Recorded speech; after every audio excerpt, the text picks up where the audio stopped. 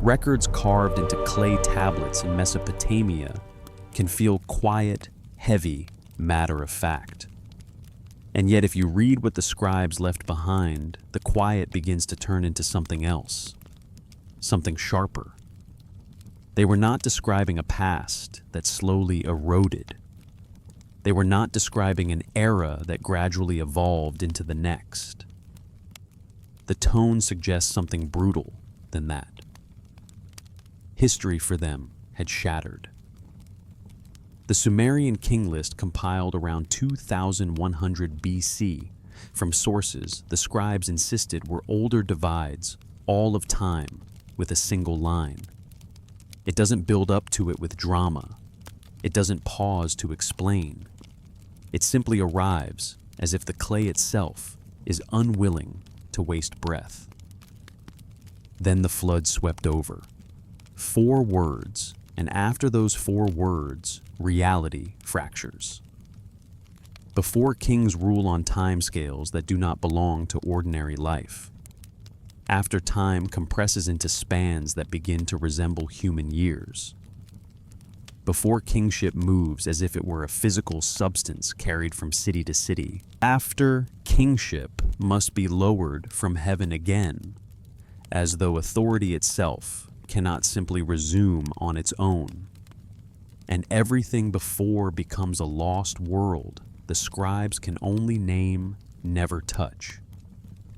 Tonight we're going to trace a thread of power that stretches back 5,000 years. A thread hidden that most people live their lives without noticing it. Not because the evidence is absent, because it isn't, but because the evidence looks at first glance like nothing more than lists, names, numbers, cities, repetitions, administrative calm. As you drift toward sleep, let the clay and the repetition slow you down. What we're about to explore isn't a twist. It's an old structure that survives by sounding ordinary, hiding inside lists. And yet the calm is the point. The tablet doesn't dramatize. It lists. First comes the sequence of antediluvian kings, rulers, whose reigns stretch across impossible timescales, moving from city to city as kingship itself travels across the landscape. Then the sentence arrives. Then the flood swept over, and immediately the reconstruction begins. After the flood had swept over, when kingship was lowered from heaven, kingship was in Kish. This is not weather reporting. This is editorial architecture. The scribes who compiled the king list were not merely recording a disaster. They were marking the point where continuity ended. They were building a wall through time, and then they were stepping across it, as if stepping across was the only way civilization could continue. The text treats the flood as a boundary more absolute than any city wall. A line separating a world governed by one set of rules from a world governed by another. A before that cannot be accessed, and an after that must be rebuilt, legitimized, and kept legible. And once you notice that the implications ripple outward. Before the flood, the reigns are measured in tens of thousands of years.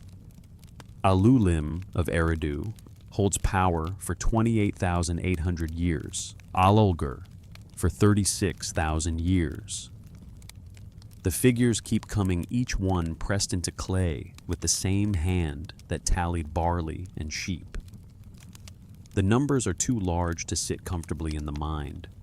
They don't behave like ordinary chronology. They behave like distance. Because that may be what they are, markers of distance. Not necessarily claiming that a human body sat on a throne for 36,000 years, but insisting that the world in which these names belong is separated from the post-flood world by something irreversible.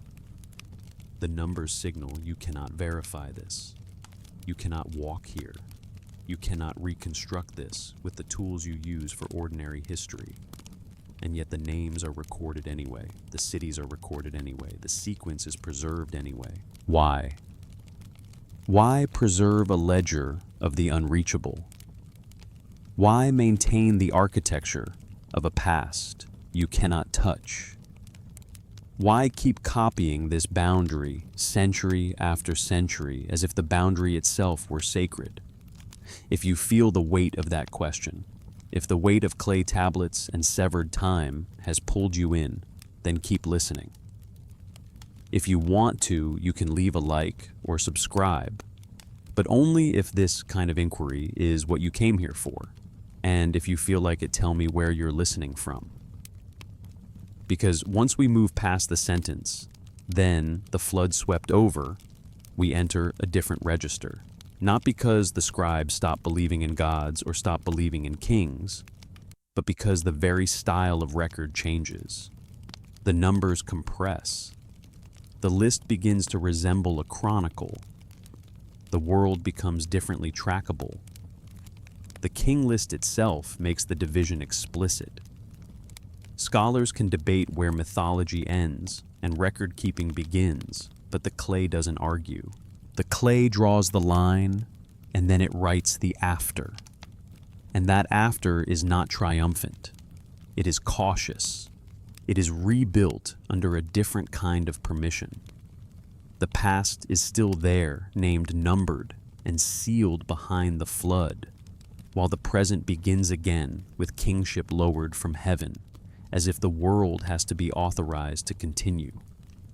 And as we follow that authorization, we keep returning to the same question from different angles.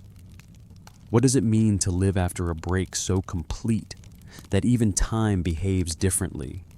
And notice what the king list refuses to do. It refuses to narrate the flood the way later traditions will. No boat, no storm gods, no desperate family sealed inside timber and pitch. Those images belong to other texts. Here, in a document that wants to sound like administration, the flood is treated like a divider line in a ledger. One column closes, another opens, and the scribes do not tell you why the divider had to be there. That restraint is unsettling, because if the flood were only a story, you would expect story language, emotion, explanation, a moral. But the king list gives you a cut, a clean break, a sentence that behaves like a stamp. This section is finished. Then the flood swept over, and in the silence around that line, the text asks you to accept something without argument, that there are ruptures so large that record-keeping itself must restart. That the difference between before and after is not a matter of opinion, but a matter of format. So we return to it again, not because we forgot it, but because repetition is how you test a boundary. Then the flood swept over. What does a civilization do with a sentence like that? It keeps writing. It keeps listing. It preserves the distance so no one can pretend the distance wasn't real. And that's where we begin, not with answers, but with the shape of the break. A world named but unreachable. A present rebuilt as if permission had to be granted again. And the same quiet question, returning like a pulse in clay. If the ledger restarted once, could it restart again? After the flood, the numbers compress.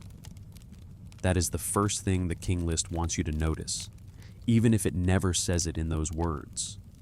The rains fall from tens of thousands to hundreds, then slowly towards spans that begin to resemble human lifetimes. The clay stays calm, but the pattern is loud. And again, we have to resist the temptation to rush past it. Because the king list is not only telling you that something happened, it is showing you what kind of after this is. An after where the world still remembers the shape of divine time, but can no longer live inside it. An after where the old scale lingers like an echo then fades generation by generation into something the scribes can actually track. It is tempting to read this as simple myth. It is tempting to say, of course, the earliest section is legend, of course, the later section is closer to history, but the text itself is doing something more careful than that. It is building an explicit division. It is using the flood as the hinge where the register changes, where tracking becomes possible in a different way. And if we want to understand the emotional weight of that hinge, we have to step out of the king list for a moment and listen to a different voice. Because where the king list functions like a ledger, another Sumerian flood narrative, fragmentary, fragile, surviving in pieces, functions like a survival account. The Eridu Genesis approaches the same boundary from a different angle. Not the angle of kingship and legitimacy, but the angle of endurance. What does it feel like to pass through the break? What does it mean to re-enter the world when you're no longer sure the world will let you back in? In the fragments that survive the flood arrives, and the text lingers on the ordeal days of darkness, battering winds, the sense of being sealed away, while the outside becomes uninhabitable. And then critically comes the moment of return. The sun god appears. Light breaks through. The survivor Ziusudra opens the boat. That gesture is small, almost nothing. A window opened, a little light invited back in. But the story treats it as everything, because after the flood, nothing is guaranteed. And the first act after the opening is not conquest, not celebration, not a declaration that humanity has won. The first act is sacrifice, an ox, a sheep, offered to the deities who preserved him. It is easy to hear the word sacrifice and assume triumph, thanksgiving, victory, closure. But the tone here is quieter than that. Sacrifice becomes re-entry protocol, the gesture that says, we are here again. And we remember the terms of survival. We remember that life continues only if the world agrees to remain habitable. This is not conquest mythology.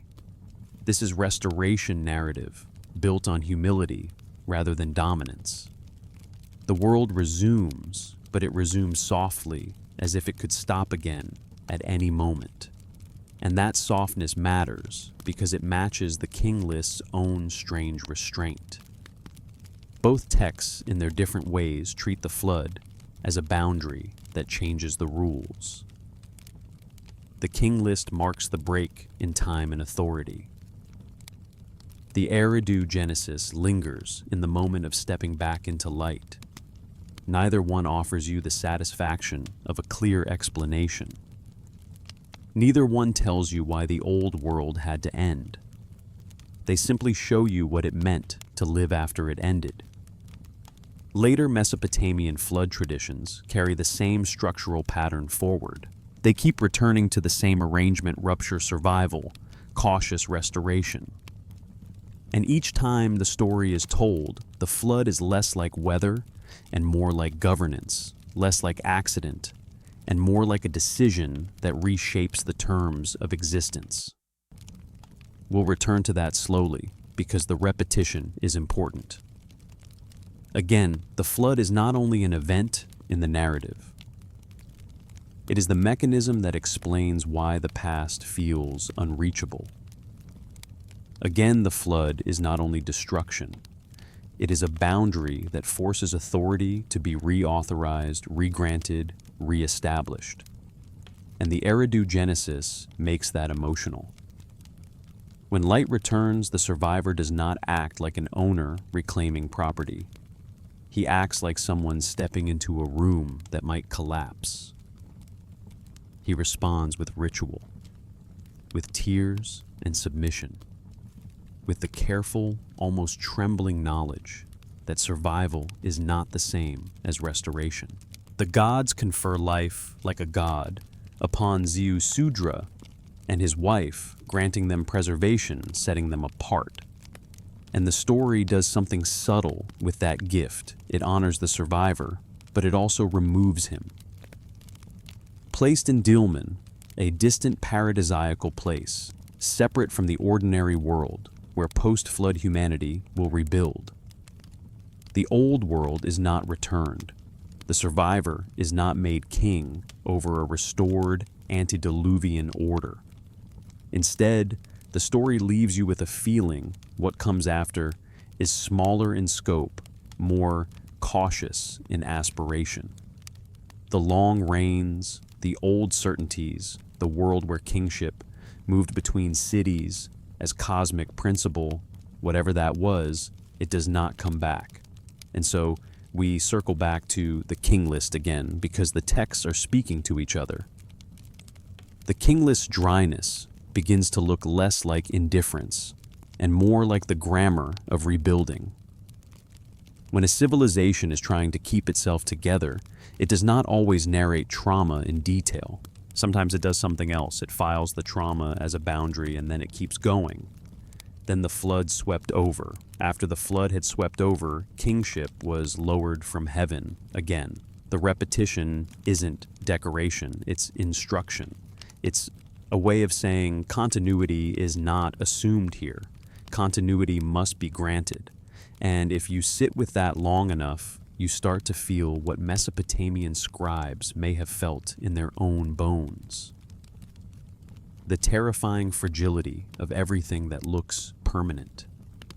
The sense that cities and laws and dynasties only exist because someone somewhere kept the terms of survival intact, kept the rituals, kept the names, kept writing. In the next turn of the loop, another text will make that point even more sharply, not through humility, but through policy. Not through weather, but through the administration of population and noise. We're going there next, but we carry the same question with us. If the world had to be authorized to continue once, what does that tell you about the nature of authority itself? And so, we ask it one more time, softly, the way you ask a question you're not sure has an answer. What survives a break like this? Bodies can survive. A boat can survive. A few animals can survive. But can legitimacy survive? Can memory survive? Can the idea of order survive without being lowered from heaven all over again? There is a version of the flood story that refuses to let you treat it as a natural catastrophe. It insists almost relentlessly that what happened was not weather. It was policy. The Atrahasis epic, preserved in multiple versions across the 2nd millennium BC, begins not with human wickedness, but with a labor dispute among the gods. The lesser gods, the Agigi, are exhausted from digging irrigation canals and maintaining the cosmic infrastructure. They rebel, they burn their tools, they surround Enlil's house and refuse to continue. In that opening scene, the world already feels administrative. Not sacred in the way we usually imagine, but managerial. There is work that must be done. There is a workforce that has refused. There is a crisis of governance. And the solution Enki proposes is not born from romance or cosmic purpose. It is an institutional fix. Create humans to bear the labor burden. Humanity comes into existence as replacement workforce designed to take over the tasks the lesser gods will no longer perform. The arrangement works, and then it works too well. Humans multiply, cities expand, noise increases, and Enlil's complaint repeated in the text is not a complaint about moral corruption. It is acoustic. Humanity has become too loud, too numerous, too disruptive of divine rest. This is one of the most unsettling features of the Atrahasis epic, how it frames catastrophe not as punishment for evil, but as the result of population density. Too many people making too much sound, disturbing the order of those above them. So Enlil begins with incremental measures, each one a policy choice meant to reduce the problem without destroying the system entirely. First plague. Humanity suffers. And Enki, who helped create humans and seems unwilling to watch them vanish, finds a countermeasure. He instructs Atrahasis, the exceedingly wise, in how to address the plague god, how to appease, how to survive. The plague ends. Enlil tries again. Drought. Enki intervenes again quietly, teaching people how to access water. The drought fails, then famine. And again, Enki's intelligence keeps transmission alive. Not by overturning the decision in open revolt, but by slipping knowledge into the human world so that humans can respond. Finally, Enlil proposes a complete reset. Flood. Total elimination of the noise problem by eliminating the noisemakers. The divine council agrees. And here the epic becomes almost literally a story about secrecy. The gods bind themselves with an oath not to reveal the decision to humanity. This is not just destruction. This is information security. Silence is part of the plan. Enki is trapped. He is bound by oath not to warn humans directly. But he cannot accept the extinction of the beings he helped design. So he finds a loophole. He speaks to a reed wall. He does not address Atrahasis by name. He does not technically break the oath. He speaks to the barrier describing what is coming, what must be built, what must be gathered, what must be sealed. And Atrahasis happens to be on the other side, listening. The detail matters because the epic wants you to feel what hangs on detail. The instructions are not vague blessings. They are specifications, dimensions, materials, procedures, timing. A boat must be built not as a symbol, but as a functioning vessel. It must be sealed. It must hold what needs to survive. It must endure the pressure of the waters that are about to erase everything outside. The post-flood world in this telling exists because information crossed a boundary designed to prevent exactly that crossing. And that is the core fear the epic keeps returning to. Not simply death, but severance. The flood threatens to cut the chain. Not just the chain of bloodline and kingship, but the chain of instruction, the knowledge that allows civilization to function at all. How to build, how to seal, how to time the emergence, how to perform the first sacrifice, how to restart the world inside what remains. Bodies alone aren't enough. Uninformed survivors are not a civilization. The epic insists on this through its obsessive precision. Survival depends on transmission. When the flood arrives, the text turns visceral. Atrahasis hears the roar. He seals the door.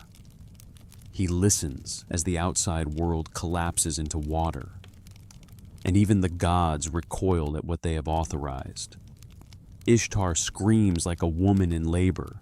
The divine council watches their creation drown and realizes too late the horror of their own decision. Then the waters recede. Atrahasis emerges. He makes an offering, and the gods gather around the sacrifice like flies starved for the ritual service only living humans can provide. That image is not a victory lap. It is regret. It is the revelation of a mistake. Humanity was created to work to maintain infrastructure, to provide offerings, The flood nearly eliminated the workforce that made divine order stable. The gods are not portrayed as satisfied rulers surveying their justice. They are portrayed as authorities who miscalculated, so new terms are negotiated. Humanity will continue, but not as before. Limits will be imposed. Lifespan will be constrained. Population will be managed through mortality rather than periodic annihilation. And once again, the pattern returns after the flood. Divine authority becomes less direct. The gods do not tighten control after their failure. They step back. They set parameters and let the system run within them.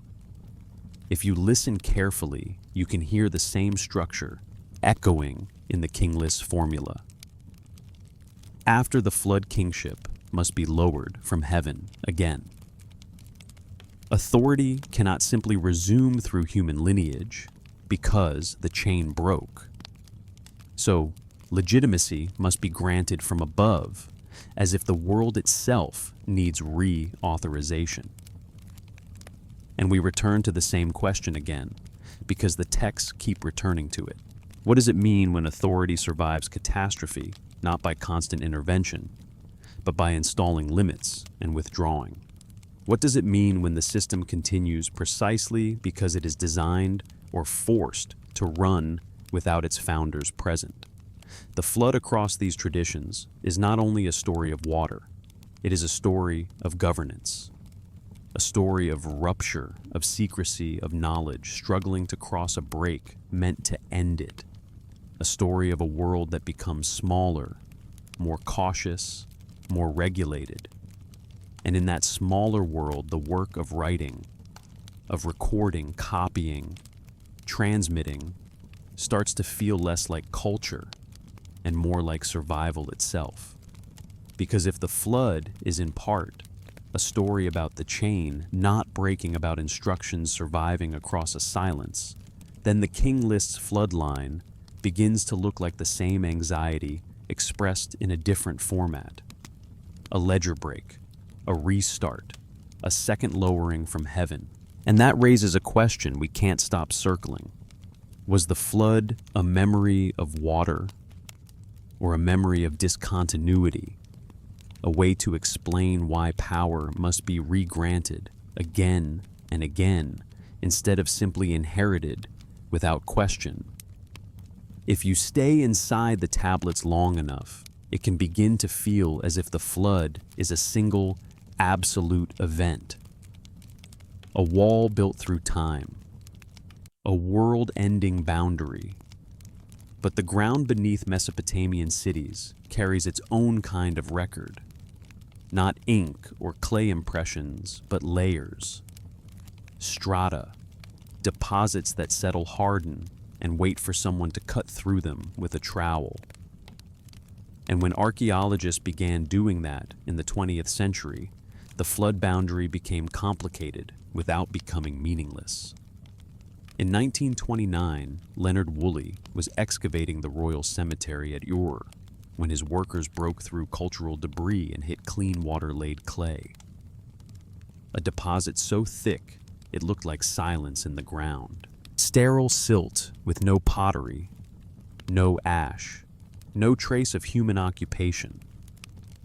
Below it, earlier settlement layers resumed.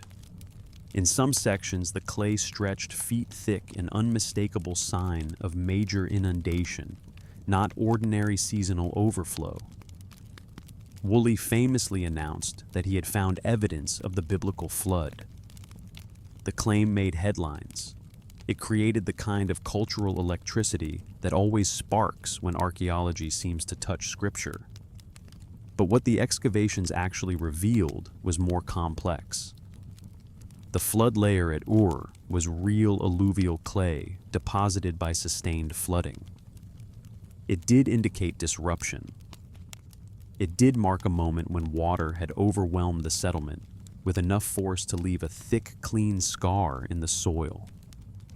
And yet, as more sites were excavated, the picture refused to become simple. Ur was not the only city with evidence of flooding. Kish showed a flood layer too, but at a different stratigraphic level. Shuruppak revealed flood deposits that did not line up neatly with Ur. Other cities showed different patterns. Some had clear flood interruptions. Some showed continuous occupation through the periods in question. No single uniform layer ran through the entire region like a geological line of fate. Instead, what emerged was a pattern that fits the geography of southern Mesopotamia almost too well. Flat alluvial plains, unpredictable river systems, seasonal inundations, rivers that shift course, abandoning old channels and carving new ones. Major flooding was not exceptional. It was endemic. And that environmental reality helps explain something the tablets never need to explain. Why the flood became so culturally central. People did not have to invent catastrophic water. They lived with it. They watched it come.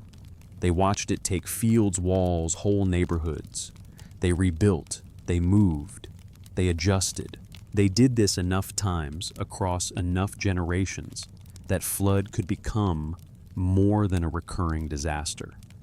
It could become a template for rupture, a template for loss, a template for the terrifying possibility that continuity, political ritual, familial could be severed.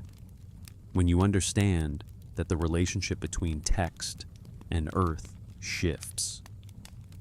The tablets are not necessarily preserving eyewitness testimony of one world-ending deluge.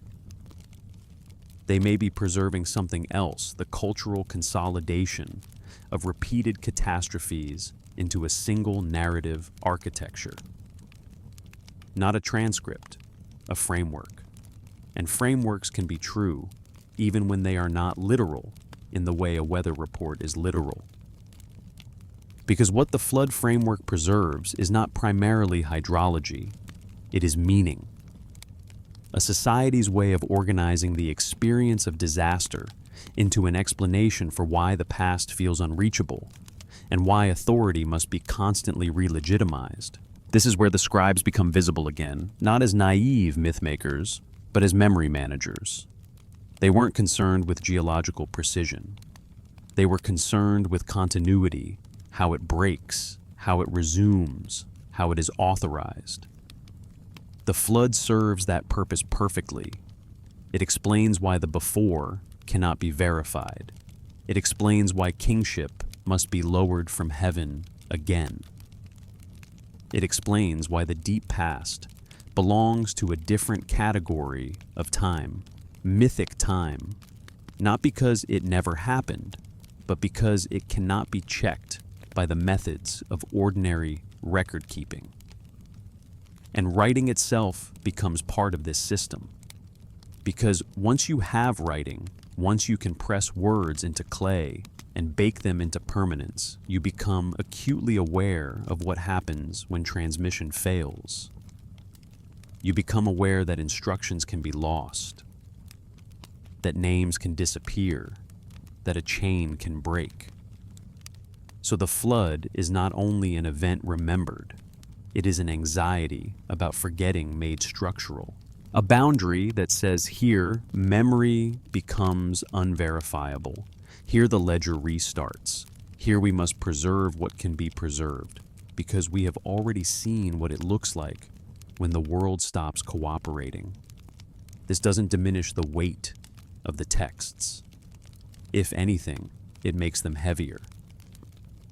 Because the tablets are not trying to trick you into accepting a single geological event.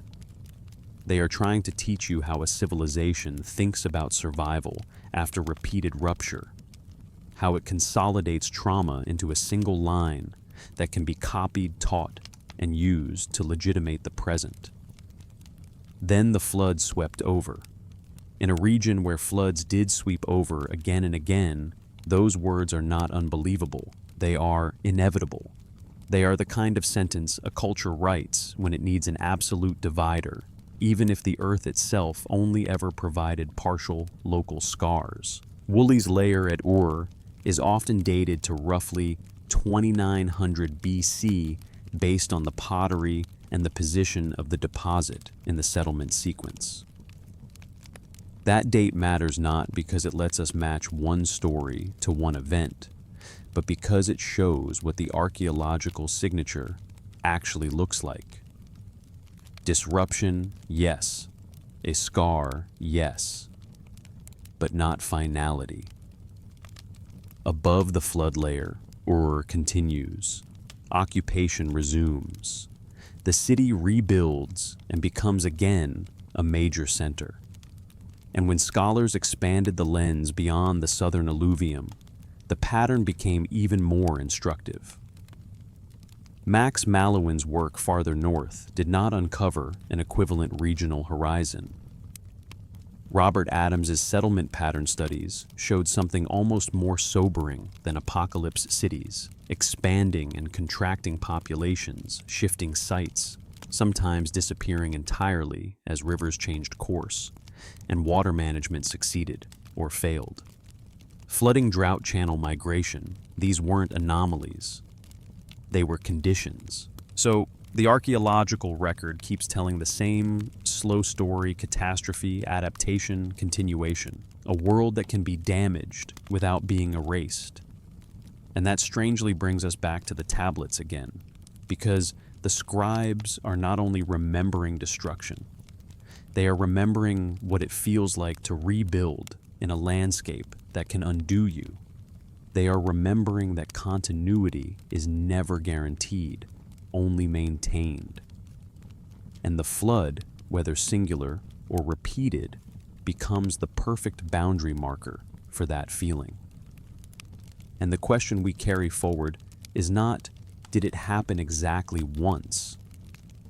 The question is why scribes insisted on using the flood as the central dividing line of all recorded time.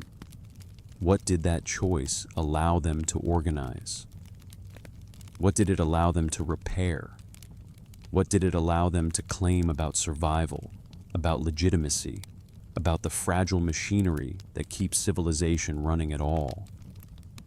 The archaeological record tells us something important. Catastrophes happened. Floods were real. Cities were disrupted, sometimes abandoned, then rebuilt. And yet the ground does not show a single moment where civilization ends everywhere at once and then resumes as if rebooted by divine command. So we're left with a tension that the scribes themselves never resolve for us. The tablets describe a world that ended and had to be remade. The layers describe a world that continued and slowly transformed. Both records are real. One is preserved in clay, one is preserved in stratigraphy, and they operate according to different organizing principles. This is the core mystery of the flood boundary. Not whether water can destroy, of course it can. Not whether southern Mesopotamia flooded, of course it did. But why scribes who lived in cities showing continuous development chose to remember their past as radically discontinuous? Why insist that kingship had to descend from heaven twice, once before the flood, once after? The answer, as the texts themselves suggest, lies less in what the flood destroyed materially and more in what it allowed culture to organize conceptually. Because what the tablets mark as lost is not cities. Cities persisted. Not technology, irrigation, metallurgy, urban planning show gradual development. Not population people kept living in the region. What is lost is a specific kind of continuity. Lineage, verifiable descent, direct access to origins. The flood becomes the mechanism that seals off the deep past, not by erasing it from memory, but by making it unreachable by ordinary proof. The past is not forgotten. It is placed behind glass. And that is why the pre-flood section of the king list reads the way it does. It doesn't read like history, it reads like a map of a territory the scribes knew they couldn't visit. 8 kings across 5 cities govern the antediluvian world. Kingship begins in Eridu, moves to Bad Tabira, then onward through Larag Sipar Shurupak. Each transfer is recorded without explanation, as if the movement happens above human causation. Eridu was abandoned. Its kingship was taken to Bad Tabira. The numbers serve the same function. They aren't trying to make you add them up and reconcile them with excavation reports. They are establishing insurmountable distance, mythic time, a register where duration measures weight and remoteness rather than solar cycles. Later, Mesopotamian scribes could record reigns with bureaucratic precision, 6 years, 11 years, 23. They understood the difference, which means the antediluvian list is not confusion.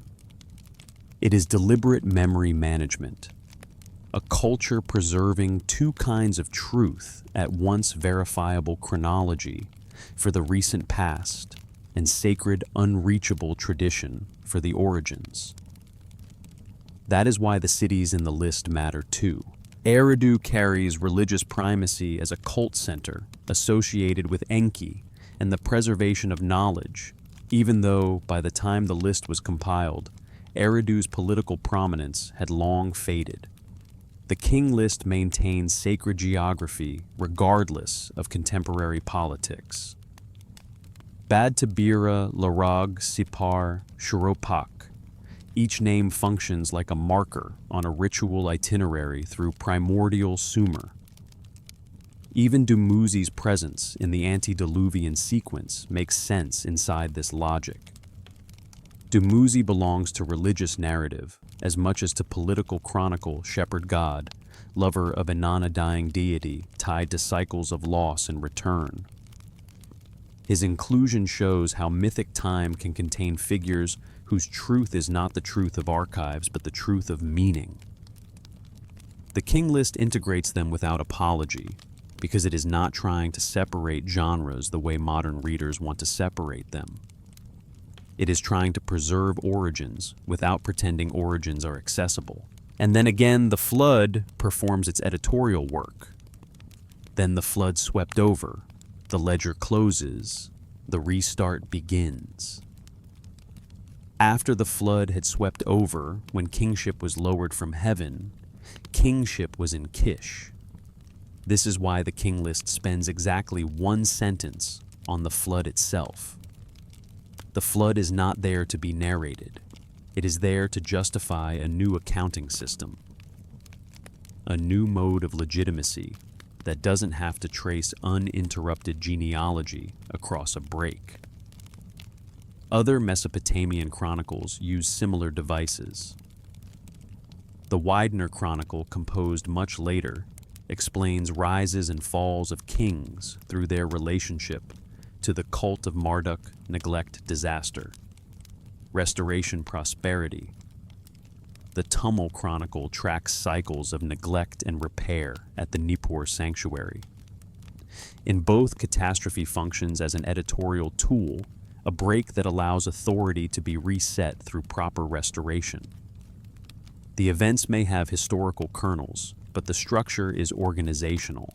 So we return to the flood boundary once more because every return reveals another layer. The flood is a wall through time. The flood is a tool for legitimation. The flood is a template for explaining why the deep past feels unreachable. And the flood is a way of saying, if the chain broke, then power cannot claim continuity, only sanction. That template did not stay in Mesopotamia. It traveled. Hebrew tradition mirrors the structure when it divides time at the flood, placing extraordinarily long-lived figures before the boundary and progressively shorter lifespans afterward. Greek tradition tells of ages declining from gold to iron, and keeps its own flood survivor in Deucalion rebuilding humanity after a break. Different languages, different gods, different details, but the same structural need, a catastrophe that makes discontinuity comprehensible. And this is where the loop tightens into something we can almost feel in our own lives. We are always living after something. We inherit systems we did not create. We maintain orders that could collapse if transmission fails. We keep instructions safe, written, copied, repeated, because forgetting is its own kind of flood. The Mesopotamian tablets made that condition explicit. They didn't only describe a world destroyed, they described a world cut off, and the quiet, deliberate work of building again inside what remained. And as we move forward, we'll keep returning to the same center, because that is how these texts work. Not answers once, but questions returning. Not certainty, but boundaries maintained. What does it mean to live inside a ledger that began with a break? And what kind of institution thrives when time itself is divided into before and after? The tablets are in that sense memory vaults, not time machines. They do not transport you back into the antediluvian world. They preserve the distance between that world and the present. They make irretrievability itself into tradition, something that can be consulted, cited, and used. Because the world cut off by the flood wasn't necessarily lost to memory. It was lost to access.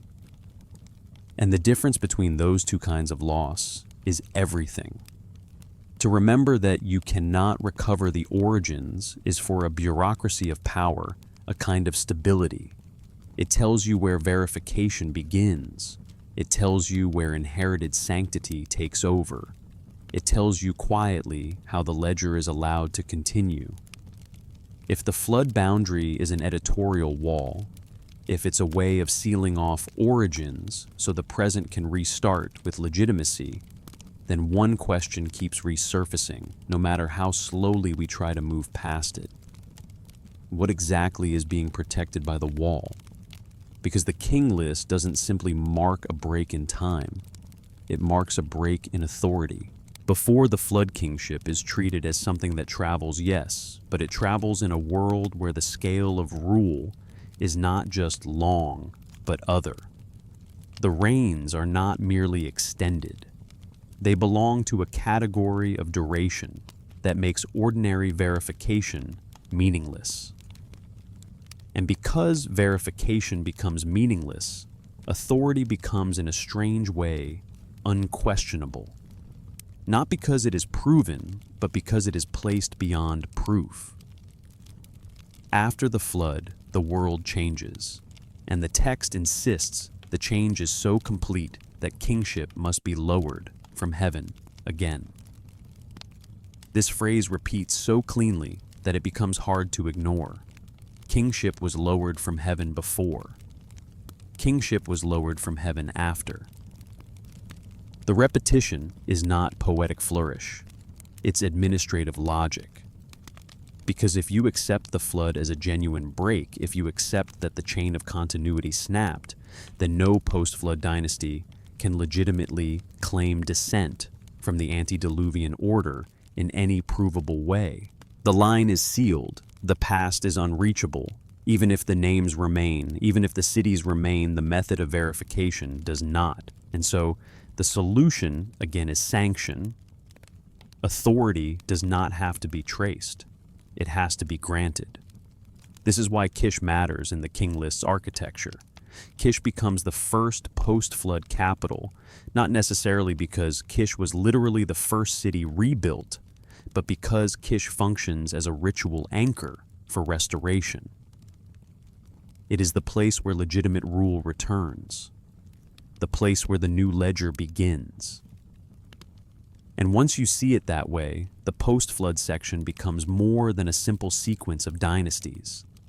It becomes an unfolding demonstration of how power behaves in a world that has learned what rupture feels like.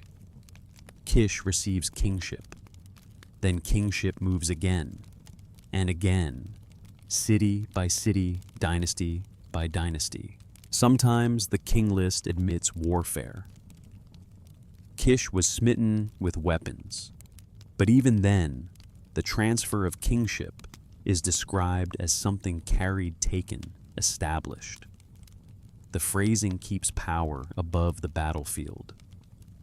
The battlefield is the visible mechanism. Kingship is the legitimizing substance that moves according to a higher framework. It's important to sit with that distinction, because it's one of the quietest ways the text tells you what kind of institution it's protecting. In a fragmented landscape of competing city-states, the question who rules is always unstable. Cities rise and fall, dynasties collapse, conquests happen, alliances fracture. If legitimacy were purely human, purely based on force, then every new regime would have to rebuild obedience from scratch. But the king list offers a stabilizing idea. Kingship is one coherent thing. It moves, it is granted, it is withdrawn. And because it is one coherent thing, each regime change can be narrated as part of a single, continuous system, even when the political reality is violent discontinuity. This is political theology functioning as social glue. And notice how closely this mirrors the flood boundary itself. The flood breaks continuity, but the flood also allows continuity to be restarted under controlled terms. The break is terrifying, but the break is useful. It creates distance. It seals off the unprovable. It makes room for a fresh grant. So we return to the question again, what is being protected by the wall? It may be the very possibility of legitimacy in a world where verification cannot reach the beginning. Because once origins are unreachable, anyone could invent them. Anyone could claim ancient descent. Anyone could manufacture a lineage stretching back into mythic time. The flood boundary prevents that. It standardizes the break. It tells every dynasty you may claim sanction, but you may not claim uninterrupted access. And that quietly creates a stable template for power that can survive endless regime change.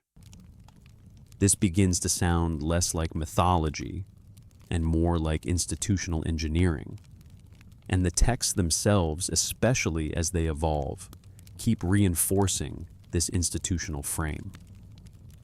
The flood narratives emphasize survival through transmission. The king list emphasizes legitimacy through reauthorization. The archaeology shows resilience, destruction, rebuilding, continuation. So, the system that emerges after the flood is not a system that denies catastrophe. It is a system built to operate inside catastrophe, to absorb it, normalize it, and continue anyway. And if you want to understand how deep that logic goes, you have to pay attention to what the texts emphasize when they talk about survival. Not heroism, not victory, not the thrill of starting over. They emphasize maintenance, protocol, instruction, the careful preservation of what must not be lost. In the Eridu Genesis, the first act after the flood is sacrifice. Re-entry protocol. In Atrahasis, survival depends on precise technical instructions smuggled through a reed wall. In the king list, survival of authority depends on kingship being lowered again from heaven. Different genres, same obsession transmission across rupture. And it's here that writing begins to feel like more than record keeping. Writing becomes the technology that allows a civilization to behave as if continuity exists even when it doesn't. To behave as if the ledger can restart without collapsing the meaning of authority. Because a break is not just a break in bodies and buildings. It is a break in the chain of why should anyone obey. The flood narratives are constantly answering that question without directly stating it. They answer it by showing that survival requires relationship with powers beyond human will. They answer it by showing that knowledge must be preserved, because knowledge is what makes rebuilding possible. They answer it by showing that authority must descend from heaven, because human invention alone is not enough to justify a restart. And now slowly we begin to approach a further implication. If kingship must descend from heaven again, then the real institution isn't any single dynasty. The real institution is the mechanism of authorization itself. That mechanism outlasts Kish, outlasts Uruk, outlasts every city listed. It survives because it can travel, because it can be granted, because it can be narrated as continuous, even when politics is not. And this is the thread we're tracing. Not an empire, not a single god, not a single set of rulers. A structure that says, even when the world shatters, authority can be restarted if it is framed as descending from somewhere beyond the human realm. And we keep circling the same unsettling calm. The tablets do not tell you why the structure exists. They simply preserve it, copy it, repeat it, treat it as obvious. So we'll ask the question again more slowly. What kind of civilization builds its legitimacy around rupture? What kind of system needs a flood, needs a wall so that power can be re-granted cleanly? And then we move forward, because the post-flood world doesn't only compress time, it also begins to reshape how legitimacy feels, how it is performed, how it is claimed. In the next part, we'll stay with that shift, not by racing into new content, but by listening to how the language of authority evolves once the flood has done its work. Because the flood doesn't only divide time, it trains the culture to accept something else, that the deepest sources of legitimacy may never be accessible again, only invoked. And when a source can only be invoked, not verified, what happens to the people who claim to speak for it?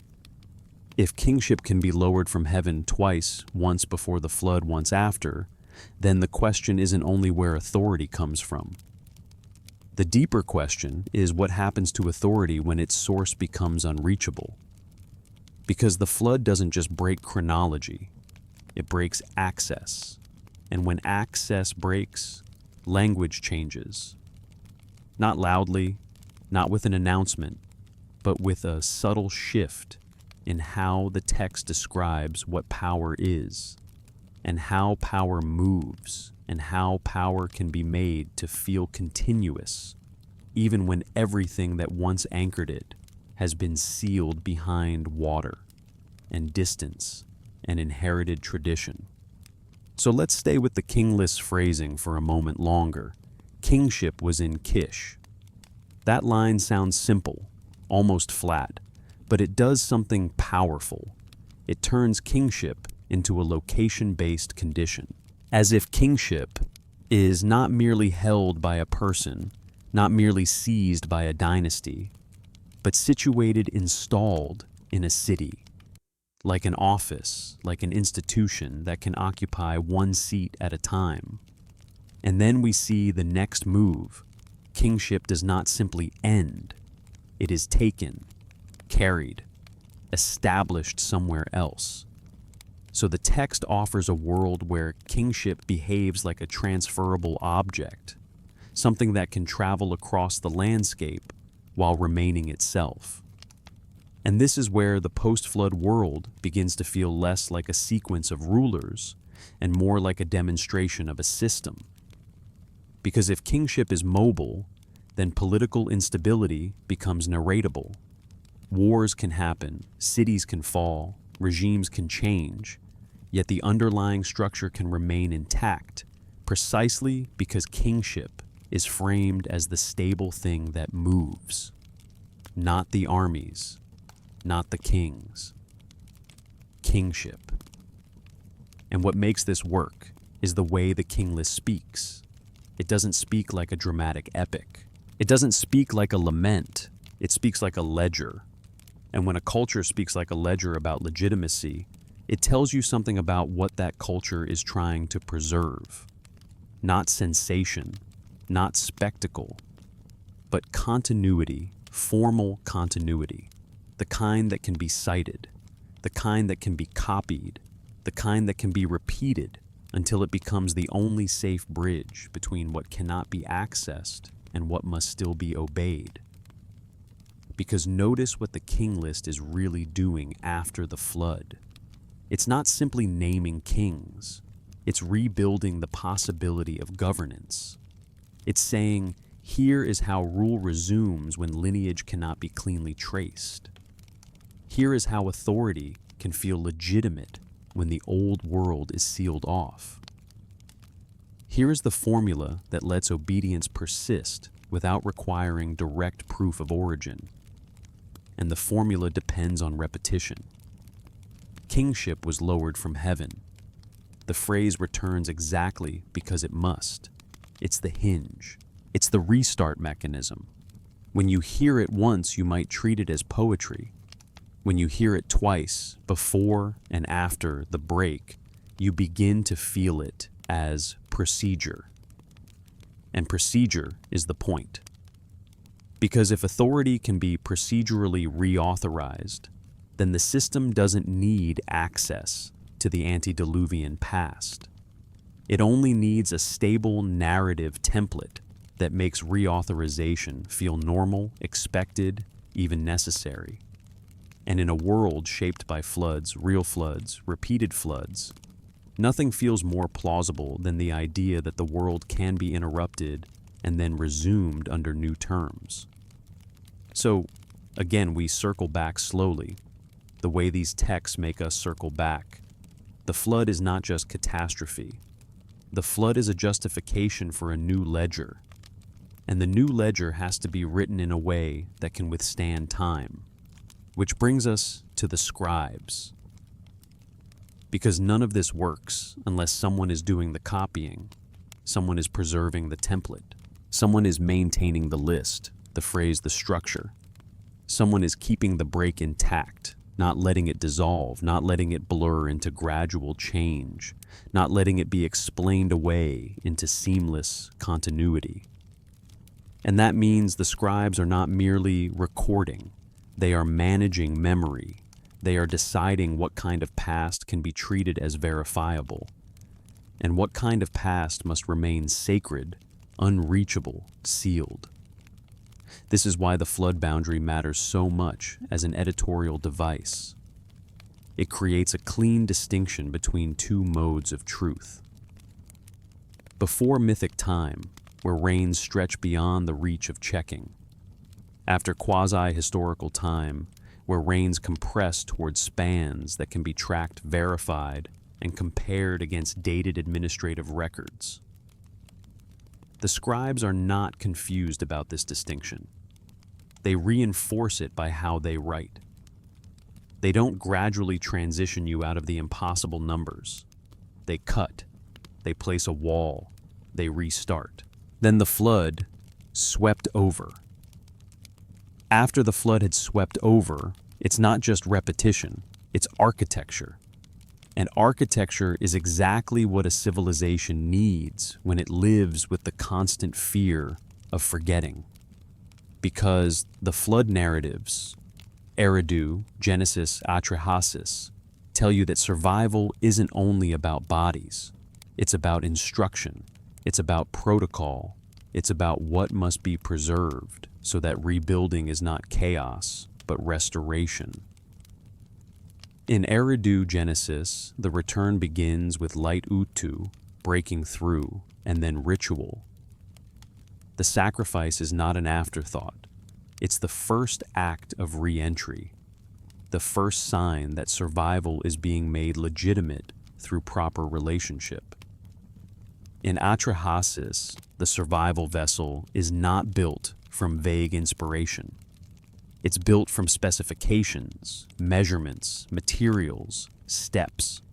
because the point isn't merely to live. The point is to preserve the chain of knowledge that makes civilization possible. So, even across different genres, the same anxiety emerges. If the chain breaks, rebuilding becomes something else. It becomes improvisation. It becomes illegitimate. It becomes unstable. Which is why after the flood kingship cannot simply resume, it must be lowered from heaven again. Because that phrase is a way of saying the chain did not become human improvisation. The chain remained anchored somehow in a source beyond human invention, and we can feel underneath it the quiet pressure of the fear it's trying to manage. If kingship were purely human, then the flood would not only destroy cities, it would destroy legitimacy. It would destroy the story that makes obedience feel like continuity rather than submission to whoever holds the most weapons in any given decade. So, the system protects itself by relocating legitimacy outside the reach of verification. It descends, it is granted, it is reestablished. And once legitimacy exists as a grant rather than a provable chain, a new kind of figure becomes central, the one who interprets the grant, the one who preserves the formula, the one who knows the words. Not necessarily the king, not only the king, the scribes, the ritual specialists, the administrators of memory. And here we have to be careful, because the texts don't dramatize this shift. They don't pause and tell you, now a new class has emerged. They don't announce institutional evolution. They simply keep writing. They keep listing. They keep copying. They keep repeating the phrases that make the system feel stable. And by doing that quietly, relentlessly, they reveal something that can feel unsettling when you sit with it long enough. A civilization can survive rupture not only by rebuilding buildings, but by rebuilding language. By rebuilding the phrases that allow authority to continue without access to origins. So we return again to the question we ended with: when the source is unreachable, who speaks for it? And perhaps the most troubling part is this: the source doesn't have to speak back. Because once authority is located in an unreachable realm, once it is framed as descending from heaven, then the system can function through invocation alone. The words are enough. The formula is enough. The memory is enough. And that's where we're going next. Because the flood boundary doesn't only reorganize kingship, it reorganizes the entire relationship between the present and the past.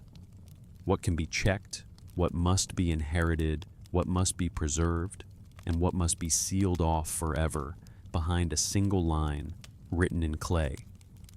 In the next part, we'll stay close to that feeling. How the tablets, by insisting on rupture, teach the audience to live in a world that is always after always rebuilding, always dependent on the careful transmission of legitimacy itself. So let's stay in that space a little longer, not in the floodwaters themselves, because the king list refuses to give us that imagery, but in what the flood does to the mind that reads. Because after you accept a boundary like this, you start noticing how much of civilization is built around boundaries you cannot cross. Not walls of stone, walls of access, walls of verification, walls of memory.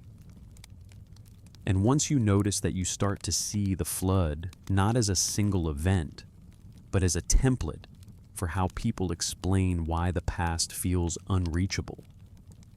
A template for why legitimacy can't be simply inherited like property, but must be constantly reasserted, regranted, relowered. And this is where writing becomes more than record keeping.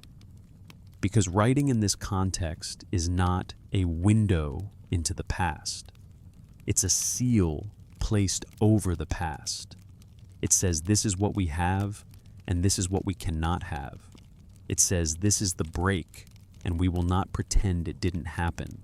And that choice, the choice to preserve the break, changes everything, because the scribes could have done something else.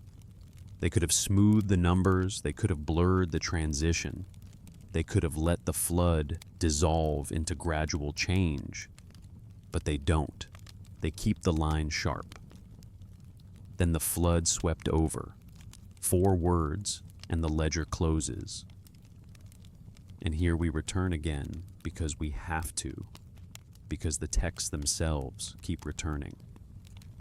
What does it mean to live in a world that believes it is after, not after, in a casual sense, not after as a calendar note, after as a condition, after as an identity, after as a constant awareness that continuity is fragile, and that what holds the world together is not the strength of stone, but the strength of transmission?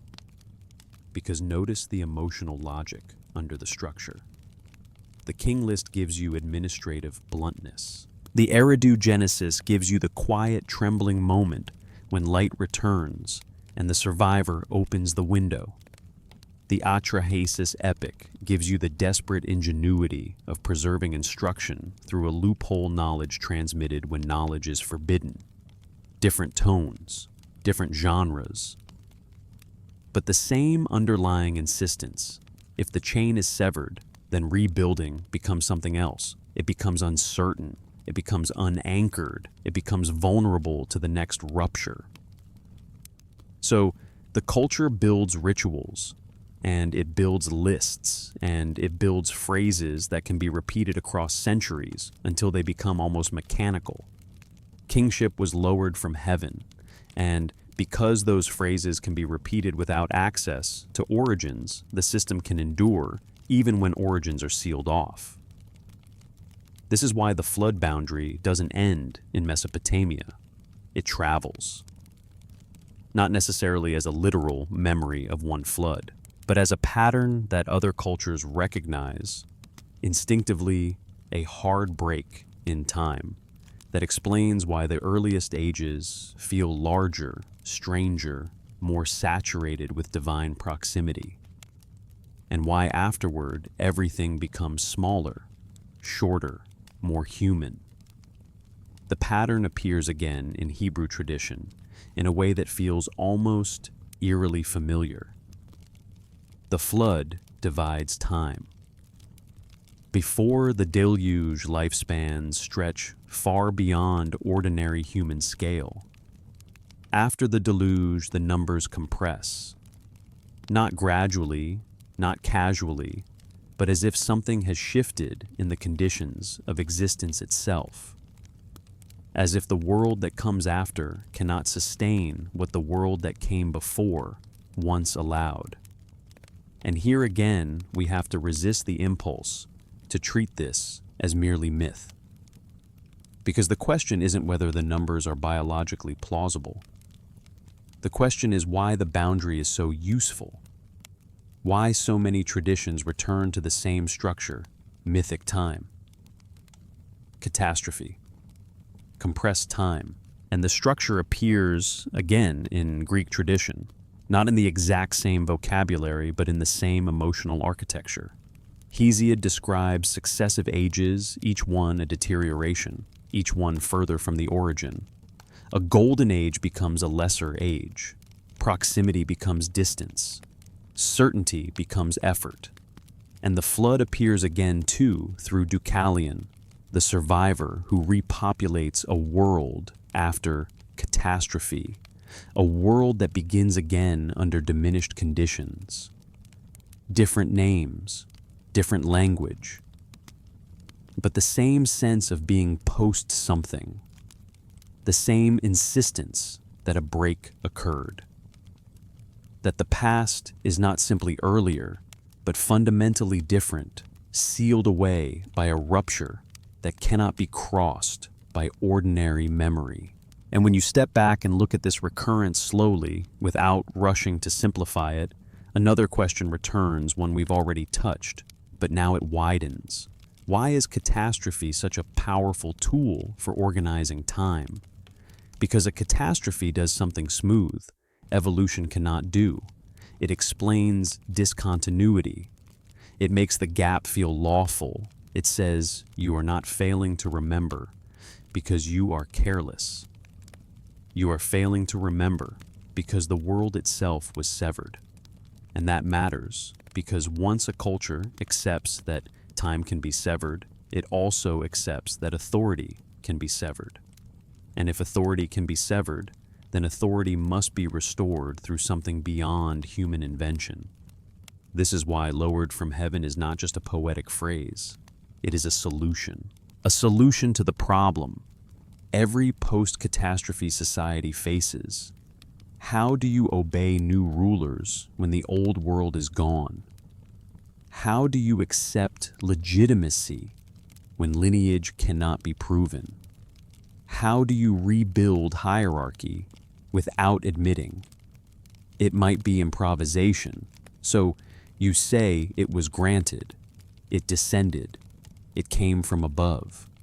And that doesn't only restore the king's right to rule, it restores the people's ability to live inside a story where rule is more than violence, where obedience is more than survival, where the system feels like something that existed before you and will exist after you. And this is the place where the flood stops being merely about water. It becomes about the management of fear. Fear that continuity can collapse. Fear that knowledge can be lost. Fear that legitimacy is fragile enough that it must be constantly reauthorized. Because even in the archaeological record, where development looks continuous, where flooding appears as repeated regional disruption rather than a single world-ending event, the emotional truth remains. Flooding is endemic. Flooding is plausible. Flooding is a lived fact that teaches a population repeatedly that the world can become uninhabitable and then become habitable again. So, when scribes need a boundary that everyone can feel in their bones, they choose the one their environment has already taught them. They choose water. They choose a flood. And then they do something subtle and brilliant. They let the flood become a boundary, not only between settlements, but between modes of truth. Before sacred memory, unverifiable, essential, unreachable. After written record, checkable, comparable, administrable. So writing becomes a technology not of recovering the past, but of stabilizing the present. It says, we are the people who live after. We are the people who keep the lists. We are the people who preserve instructions. We are the people who maintain the rituals that allow the sun to return the harvest, to continue authority to function. And now we circle back again because we have to, because the loop is the point. What survives catastrophe?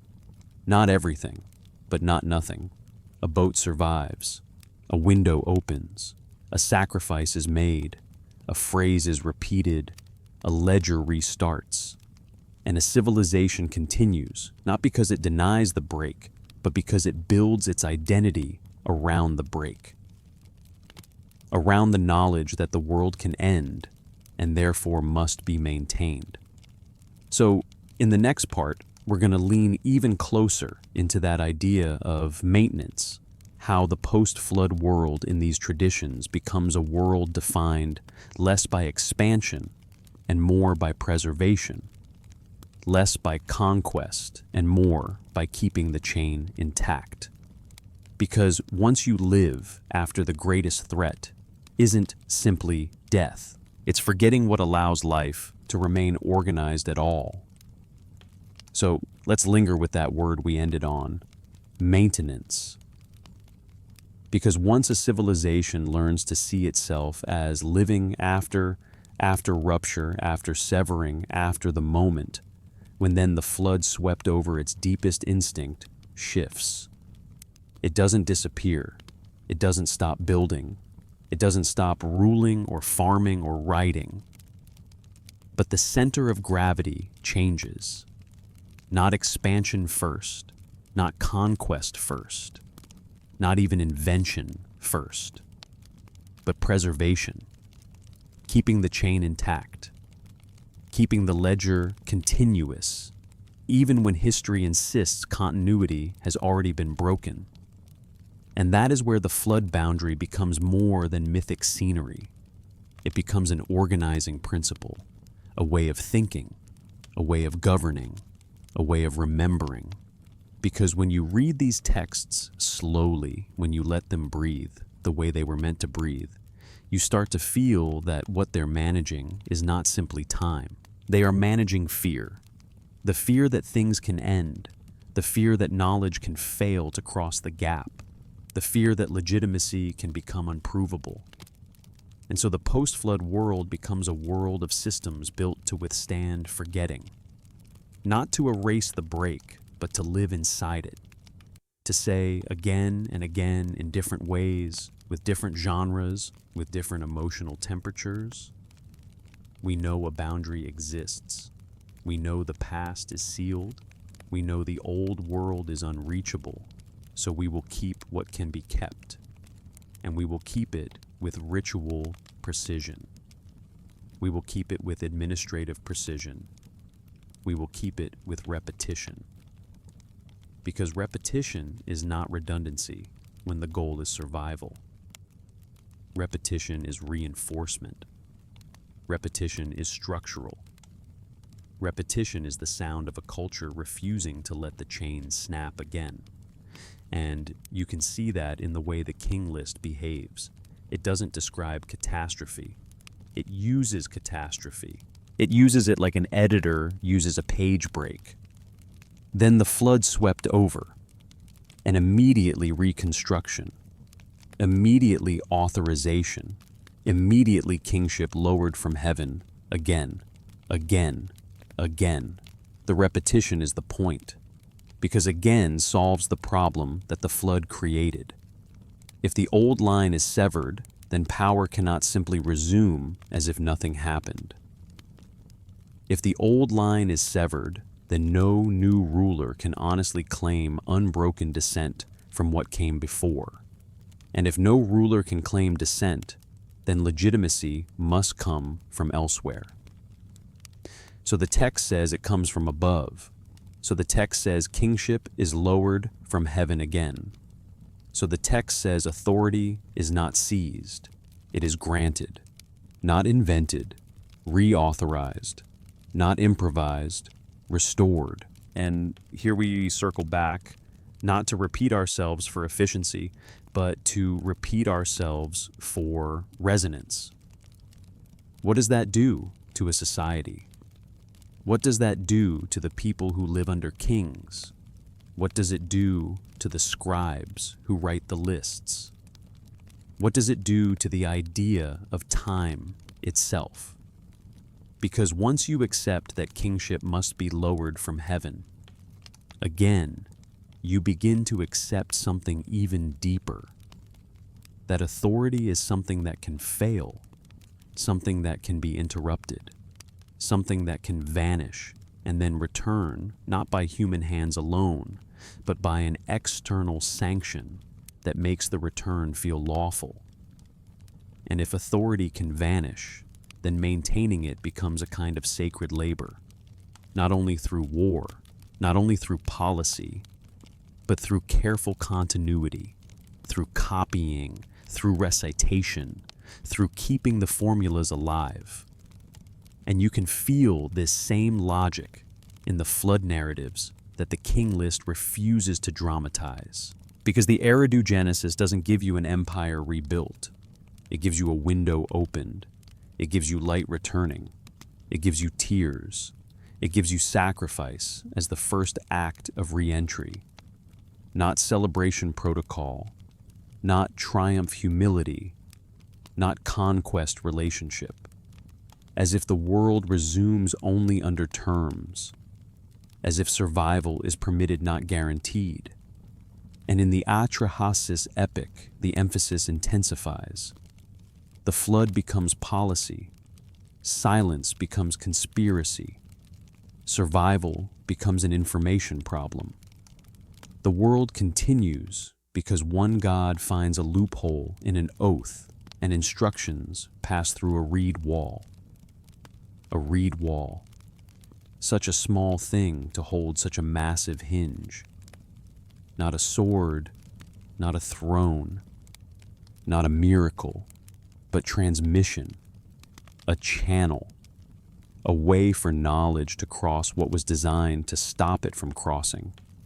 And again, we return to the same underlying worry, the same recurring pressure. The greatest danger isn't only that people die, it's that instructions die, that the knowledge of how to build, how to seal, how to time your actions, how to perform the first sacrifice, how to restart the relationship fails to reach the other side. Because bodies alone aren't enough. Survivors alone aren't enough. The post-flood world requires informed survivors. It requires continuity of procedure. And if you watch the king list closely, you see it managing that same requirement, but in the domain of politics. It presents the post-flood era as transitional, not fully mythic, not fully historical. The reigns compress, they shrink, they keep shrinking. And the shrinking isn't framed as argument, it's framed as reality. This is simply what the post-flood world is like. This is simply what it permits. Long reigns give way to shorter ones. The distance from origin increases. The world becomes more measurable, more checkable, more administrable. And if you step back, you can see why catastrophe is such an effective device for making that transition feel natural. Because without a flood, without a wall, this shift would demand explanation. Why are the earliest kings so large in memory? Why are the first ages so saturated with extraordinary duration? Why does everything later feel smaller? Why does the record become tighter? Why does the world become more like the world we recognize? The flood answers without explaining. The flood answers by ending one ledger and beginning another. It allows the culture to say the world changed, not gradually, not smoothly, but structurally. Then the flood swept over. And because the flood is a culturally plausible mechanism, because flooding was experienced, remembered, feared, this boundary doesn't need technical justification. It needs only recognition.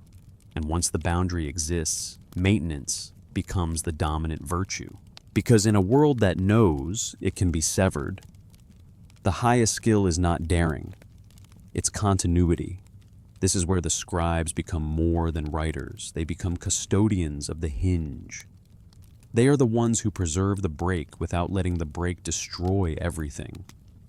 They copy the king list, they preserve the formula, they maintain the distinctions, they hold the two ledgers mythic time and historical register and keep them from bleeding into chaos.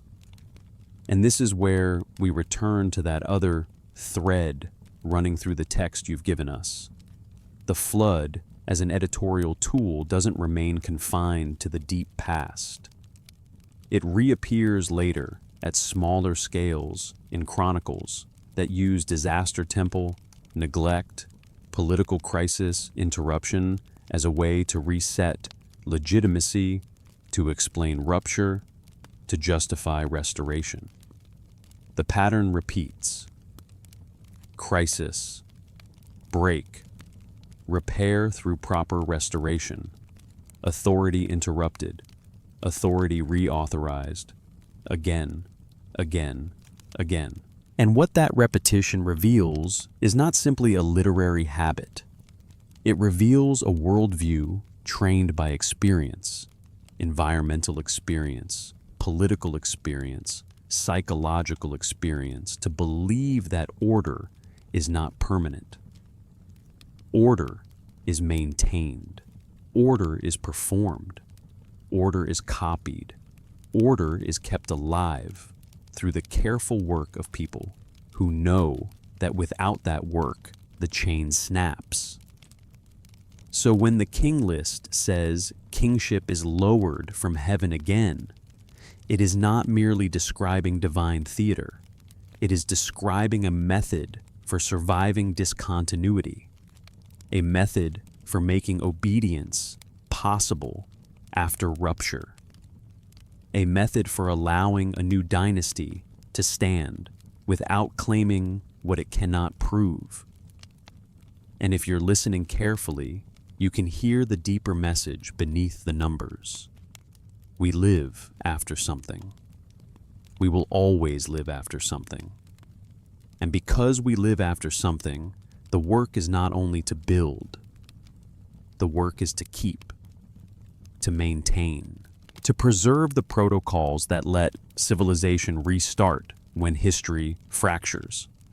In the next part, we'll stay close to that political logic, the way catastrophe becomes a tool that makes shifting power appear lawful, and how the movement of kingship from city to city becomes not just history, but a system for normalizing instability, while still insisting that legitimacy never truly disappears.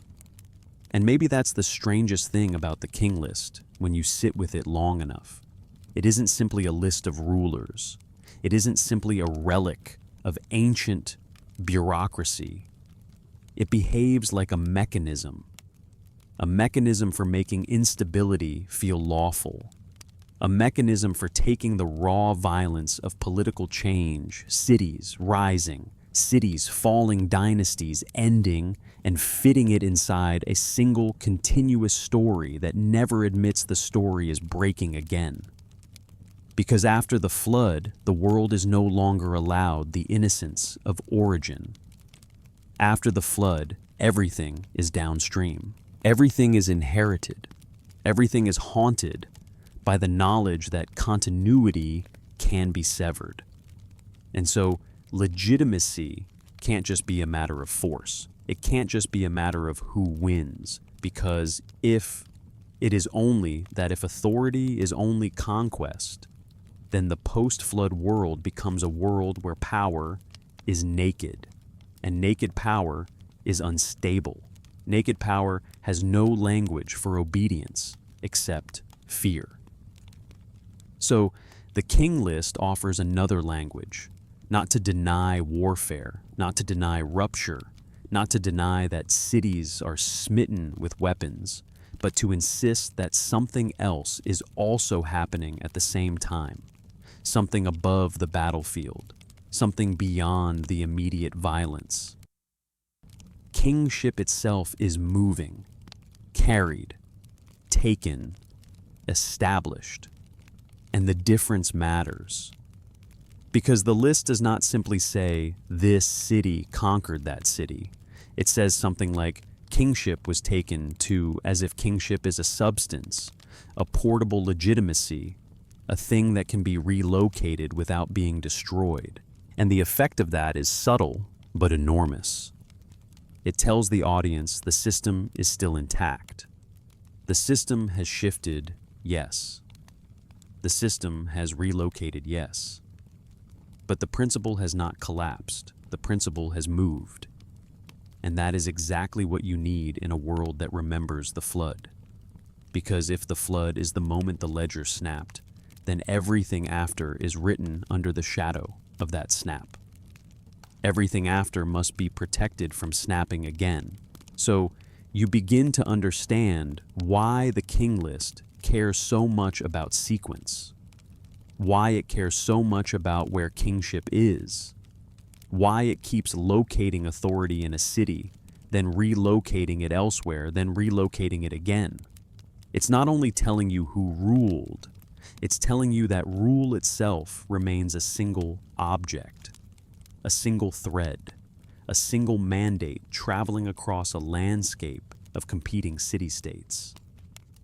And if you pause here, you can feel the political brilliance of that idea, because it means no city can claim permanent cosmic right to dominate. No dynasty can say, We are the final owners of legitimacy. Because kingship is not portrayed as property that can be hoarded. It's portrayed as something bestowed and withdrawn. Something that can settle in Kish for a time, then move on. Something that can settle in Uruk for a time, then move on. And the people living through those changes are offered a stabilizing explanation. You are not merely being conquered. You are being reorganized under the movement of legitimate authority. This is not random chaos. This is not the end of order. This is kingship shifting, as it has always shifted in the post-flood world. So we return again to the same question from a different angle. What is the flood really doing here? And the answer not the only answer, but one that keeps repeating, is that the flood teaches the culture to fear discontinuity. And the king list answers that fear by creating a model of authority that can survive discontinuity. Not by pretending discontinuity doesn't happen, but by ritualizing it, by formatting it, by turning it into a predictable motion rather than an unnameable rupture. Because what happens when Kish is smitten with weapons? In a purely secular account, you might say, Kish failed militarily, or Kish lost political control, or Kish declined. But the king list does not let that be the final meaning. It gives the violence a place inside a continuing order. Kish was smitten with weapons. Its kingship was carried to another city, carried. As if it can be transported intact, as if legitimacy is not annihilated by defeat, only relocated. And again, we circle back to the mood of the post-flood world. Everything is smaller, everything is more cautious, everything is built with the awareness that collapse is possible. So systems are designed not to prevent collapse, because collapse will come, but to survive it, to preserve continuity even through it. That is what kingship moving accomplishes. It makes political catastrophe narratable without admitting political catastrophe is ultimate. It makes succession possible without requiring unbroken bloodlines. It makes regime change legible. And it does something else too, something almost more important. It creates obedience that is transferable. Because if legitimacy belongs to a person alone, then when that person dies, legitimacy must be rebuilt from scratch. If legitimacy belongs to a dynasty alone, then when that dynasty falls, legitimacy collapses with it. But if legitimacy is kingship as a cosmic office, lowered from heaven, carried from city to city, then subjects can be taught to obey the office, even when the name changes, even when the city changes, even when the dynasty changes, the thread remains. And that thread again and again is what the scribes keep trying to preserve, not because they are naive, not because they don't know politics is violent, but because they know something else is violent too. The absence of a stable meaning for power. A society can survive conquest. A society can survive floods. A society can rebuild after inundation. But a society that cannot explain why obedience should continue under new rulers becomes a society that fractures endlessly. So, the king list becomes a kind of ideological infrastructure. It's not a wall of brick. It's not a canal. It's not a granary. It's a narrative canal, an engineered channel that lets legitimacy flow from one center to another without evaporating into anarchy. And this is why we keep returning in different ways to the repetition kingship, lowered from heaven, because that phrase is the keystone. That phrase says legitimacy comes from beyond the human struggle. Even when human struggle is the surface mechanism of change, even when weapons decide outcomes, the deeper principle remains: authority is granted, authority is moved, Authority is established. This doesn't remove violence from the story. It wraps violence in a framework that prevents violence from becoming the whole story. And now, slowly, gently, we can turn back to something the text keeps asking us to hold at the same time. The archaeological record shows continuity. Cities develop, accumulate, evolve. Flood deposits appear in different places at different times. The material world shows resilience, not a total reboot. And yet the scribal world insists on the flood as absolute boundary. So, which is true? And here the script refuses the simple answer. Because the script is not asking us to pick one. It's asking us to see how they perform different work. Archaeology shows how people lived through floods. Texts show how people made floods mean something. Archaeology shows rebuilding. Texts show authorization. Archaeology shows adaptation. Texts show legitimacy. And when we place those side by side, we can see why catastrophe becomes such a powerful organizing tool. Because real floods were common enough to make the symbol plausible. Because political instability was common enough to make the need urgent. Because the post-flood world, whether or not a single deluge ever happened in the literal sense, is a world that experiences rupture often enough that it needs a theory of rupture. A way to say the system can survive this. A way to say continuity can resume. A way to say kingship can be lowered again, carried again, established again. Again. Again. Again. If you want to support this kind of slow, careful tracing, this kind of reading that treats ancient texts as systems, not just stories you can leave a quiet like, nothing dramatic, just a small signal that this pace is worth keeping. Because in the next part, we're going to lean even more into the idea that these flood traditions are not transcripts, but templates, tools for memory management, showing how a culture preserves the fact that the deep past is unreachable, and how writing itself becomes the technology that keeps the distance stable without letting the chain break entirely. So, let's keep going slowly, carefully, because this is the point where the story stops being about floods in the ordinary way. It stops being about water. It stops being about a storm. It stops being about a boat. And it becomes about something more abstract and also more intimate. It becomes about what a civilization does when it realizes that the past is not simply earlier. It is unreachable, not forgotten necessarily, not erased, but sealed behind a boundary that can be named, referenced, repeated, yet never crossed. And the strange thing is, this Mesopotamian scribes do not try to solve that problem by pretending the boundary isn't there. They do not smooth it out. They do not reduce it.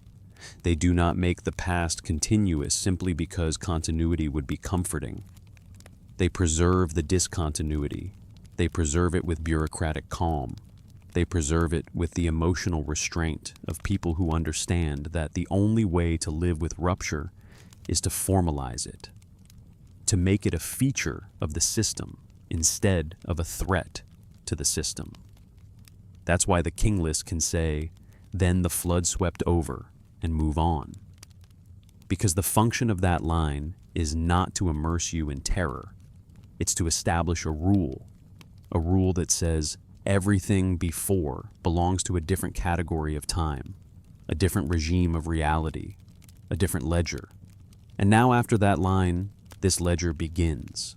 But here's the question that keeps circling, even if the tablets don't ask it directly. How do you preserve a past you can't access? How do you hold on to origins without claiming you can verify them? How do you keep the weight of what came before without collapsing into fantasy? because the scribes were not simply storytellers. They were administrators of memory. They were trained to count, to measure, to record, to preserve.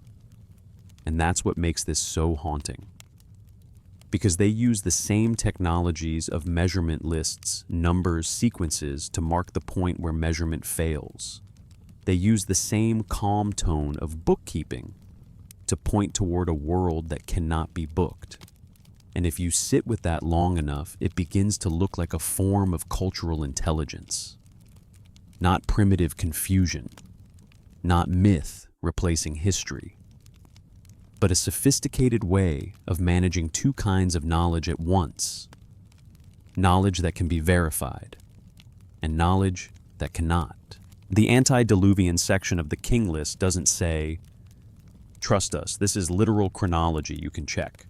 It doesn't say, "Here is the evidence." It doesn't try to persuade you with argument. It simply places those reigns there, huge, impossible, deliberately beyond reach. And then with the flood, it marks the limit of what can be tracked. So the long reigns aren't functioning like modern dates. They function like distance markers. Not distance in miles, but distance in recoverability. They are a way of saying, this is not the sort of past you can verify by normal means. This is the past that can only exist as inherited memory. And that's why the flood works so well as boundary. Because it doesn't only explain why the past feels different. It explains why the past cannot be re-entered. It creates a culturally intelligible reason for the gap between the world of origins and the world of records. And now we return again, because the script keeps returning to the role of writing itself, because the emergence of writing in Mesopotamia is not a neutral background fact. In these narratives, writing feels like a response to the fear of losing continuity. Even if no scribe ever wrote explicitly, we invented writing because we feared forgetting the structure of the tradition behaves as if that anxiety is present. Writing becomes the vault, not a time machine. A vault. A container that can hold a past, not in full detail, but in stable form. And notice how the flood narratives obsess over transmission. In Atrahasis, survival is not accidental. It is instructional. It depends on the preservation of specific actionable knowledge across a boundary designed to sever knowledge. A boat must be built. The dimensions matter. The materials matter. The timing matters. Even the loophole matters. Enki speaking to a reed wall instead of speaking directly. Because the story is not only about saving bodies, it is about saving procedures, saving protocols, saving the possibility of rebuilding something recognizable as civilization instead of mere survival. That's why the story lingers on details that feel oddly technical. Not because it's trying to satisfy modern engineering curiosity, but because it's showing you what's fragile. Civilization is fragile because it depends on exactness, on instructions, on how-to knowledge, on chains of transmission, and those chains can be broken. So Enki becomes in this narrative not merely a god of wisdom, but a god of continuity, a god who understands that if knowledge is severed, the post-flood world will not simply be smaller, it will be unbuildable. So again, the flood becomes something more than disaster. It becomes the event that tests whether the culture can preserve continuity across rupture. And the story insists again and again that preservation is possible only through deliberate transmission, deliberate recording, deliberate instruction. Now return to the Eridu Genesis, and you feel the same structure, but with a different emotional temperature. Not bureaucratic architecture, not conspiracy and loopholes, but fragility, quietness, the opening of the window, the appearance of sunlight, the weeping. And what comes next? Sacrifice. Not celebration, not conquest, not a declaration of dominance, but a ritual act that reestablishes relationship, that re-enters the world under terms.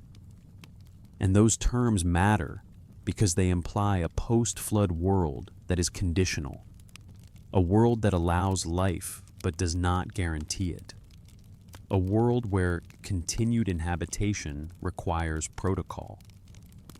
So even here, the flood narrative becomes a story about procedures, about the first acts that rebuild legitimacy, not political legitimacy, but existential legitimacy. The legitimacy of being here, the legitimacy of living again in a world that can drown. And when you step back and look at the whole field of Mesopotamian flood tradition, the pattern becomes hard to ignore. The flood is less a report and more a template for how to think about rupture, a template for how to narrate discontinuity without surrendering to chaos, a template for how to justify new authority without pretending it descends in an unbroken line from unreachable origins. And it's here, very quietly, that the script begins to widen the lens.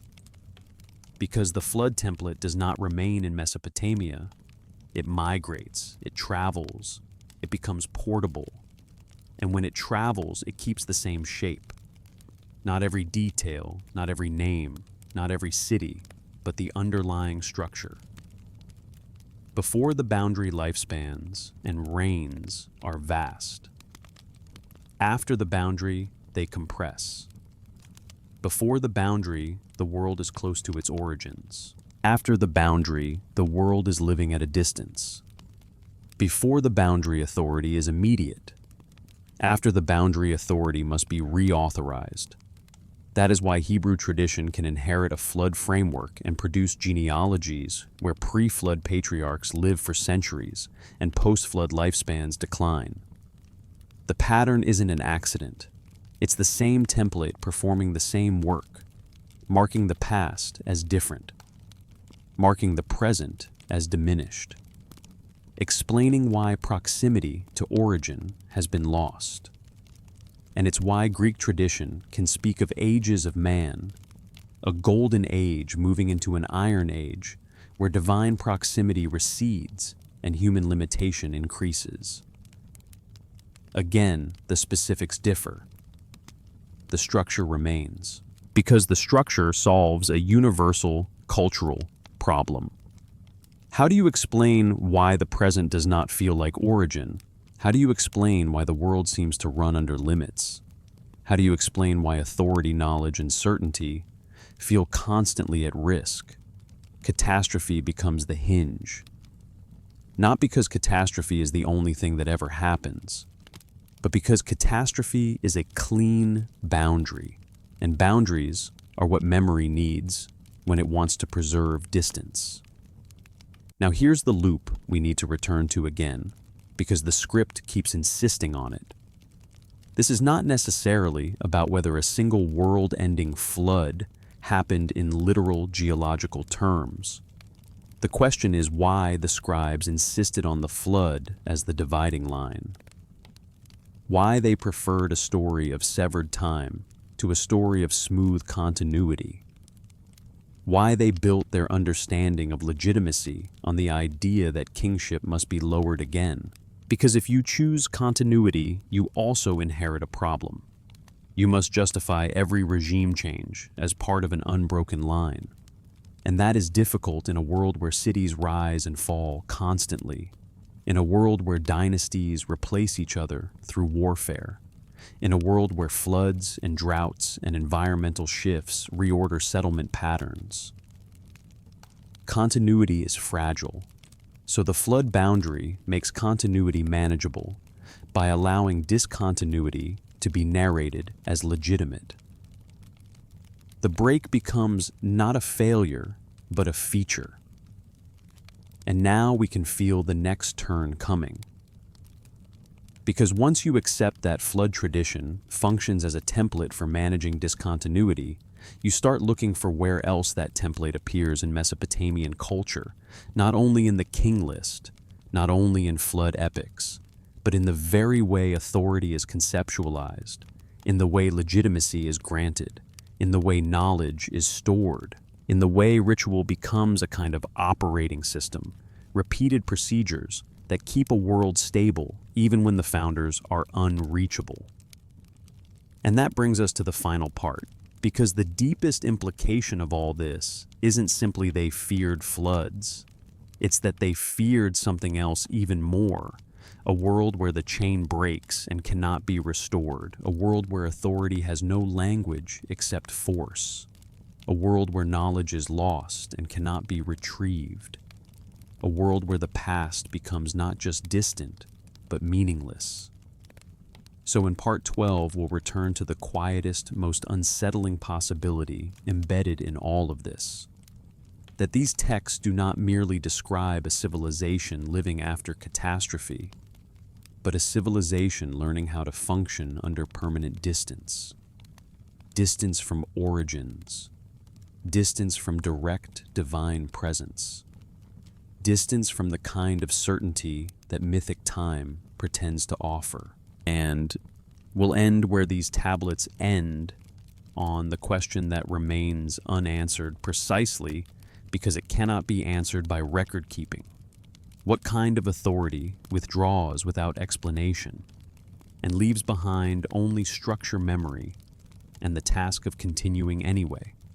So we arrive at the end the way these tablets so often do, not with fireworks, not with a final revelation, not with a decisive answer that closes the question cleanly. We arrive with a kind of quiet pressure, a sense that we've been walking in circles on purpose because the circle is the shape of the mystery. And if you've stayed with it this long, you can feel what the scribes were doing. They weren't simply telling a story about a flood. They were building an architecture for living after something. And that after is not a small detail. It is the condition. It is the atmosphere. It is the foundation beneath the entire way legitimacy, memory, and authority are described. So let's return one more time slowly to the sentence that behaves like a wall. Then the flood swept over. 4 words, no drama, no description. And yet the effect is total. Because those 4 words are not about meteorology. They are about discontinuity. They are about the moment where the scribes say what came before is sealed, and what came after must be built under new rules. Now we ask the same question again from another angle, not because we forgot, not because repetition is accidental, but because this is the kind of question that changes depending on which side you look from. Why did they need the boundary? Why did they keep it?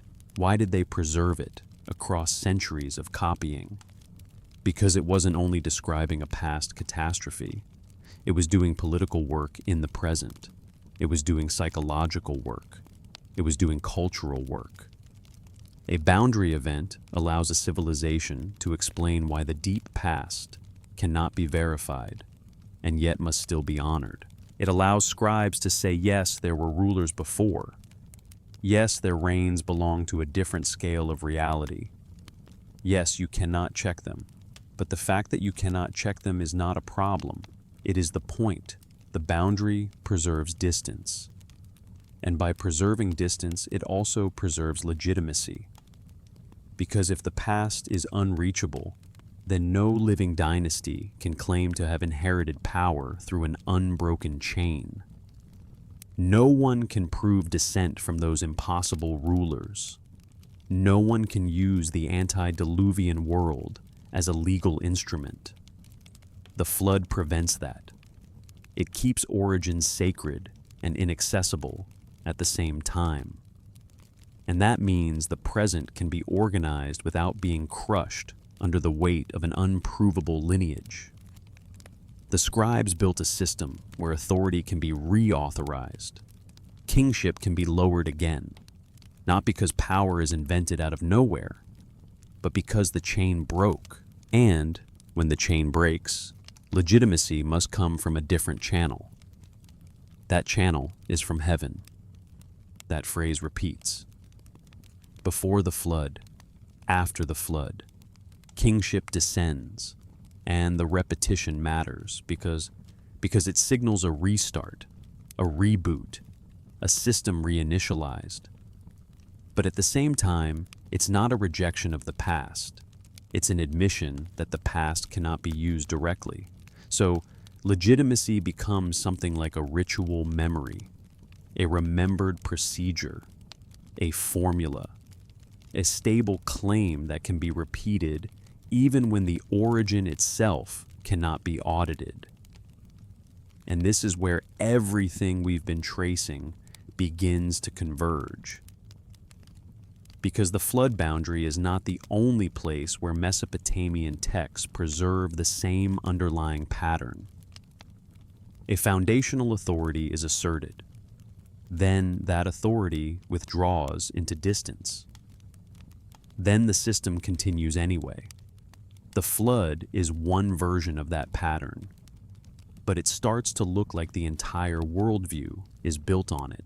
A world where the original source of authority is always one step removed, always earlier, always above, always inaccessible except through structure. And if you keep reading across centuries, you begin to see the same movement in other domains, in kingship, in law, in ritual, in divination, in the way power is imagined to function. The script has been circling that idea this whole time, sometimes quietly, sometimes explicitly. Authority shifts from presence to memory, from direct intervention to delegated procedure, from voices that speak to systems that run. And the flood is the first most dramatic articulation of that shift. It's the moment where the world becomes a post-world, a world built inside limits, a world where the first task is not expansion, but maintenance. Now we return again because it matters to the role of knowledge. Because if the flood is a boundary that severs continuity, then the central fear is not merely death. It is the severing of instruction. That's why Atrahasis obsesses over transmission. That's why Enki's loophole matters. That's why technical details matter. Because the post-flood world requires more than survivors. It requires informed survivors. And that is the template. Not just survive the rupture, carry the knowledge across it. And once you see that, you realize that writing itself behaves like the continuation of Enki's loophole. It is a tool for preserving instruction across breaks, across regime changes, across environmental catastrophe, across generational loss. Writing becomes the reed wall, a medium where knowledge can be transmitted without requiring direct presence from the original authority. It is not merely communication, it is continuity technology. So when the king list marks the flood as a ledger, break, it is also marking the point where record keeping becomes the foundation of the world that follows. A world where memory must be stored externally in clay because the past is no longer accessible through living continuity. And here is the loop we have to return to, because it's the most unsettling one. What if the flood boundary is not just a story about a rupture, but a story about how human civilization comes to live under permanent rupture as a condition? What if the boundary is less an event and more a model of living under distance? Because look at how the post-flood world behaves in these traditions. It is smaller, it is more cautious, it is built inside limits, it requires reauthorization, it requires procedures, It requires repetition. And repetition is not merely aesthetic. It is maintenance, ritual repetition, legal repetition, scribal repetition. The copying of lists, the recitation of formulae, the careful preservation of protocols. In this worldview, order persists not because the founders keep intervening, but because the structures keep being repeated. And this brings us to the final quiet question that hangs behind everything. The question that the tablets never answer, but keep circling anyway. What kind of authority is satisfied with distance? What kind of authority can withdraw and still remain sovereign? What kind of system can run without the presence of its founders? Because that is what the flood boundary prepares us to accept. A world where the source is no longer here. A world where the origin remains the origin, but functions mainly as memory. A world where legitimacy comes from invoking an inaccessible source rather than receiving daily instruction from it. And once a civilization can accept that structure, it can accept other forms of withdrawal too. It can accept kingship as a mandate rather than a presence. It can accept gods as guarantors rather than participants. It can accept divine favor as retrospective interpretation rather than direct speech. It can accept order as something that runs, and that is why the flood template is so powerful, because it trains a culture to live with absence. It turns absence into stability. It turns silence into normal. It turns distance into the sign of sovereignty. And here we return one last time to the emotional temperature of the texts, because it matters.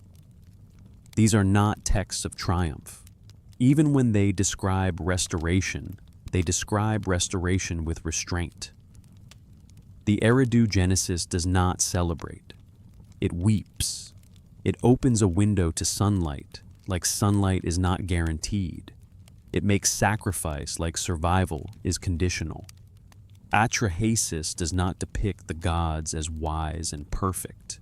It depicts them as administrators who make a catastrophic policy choice and then regret it. And the king list does not dramatize. It resets. It says one ledger ended, another begins. All of these are ways of saying the same thing from different angles. The world can end.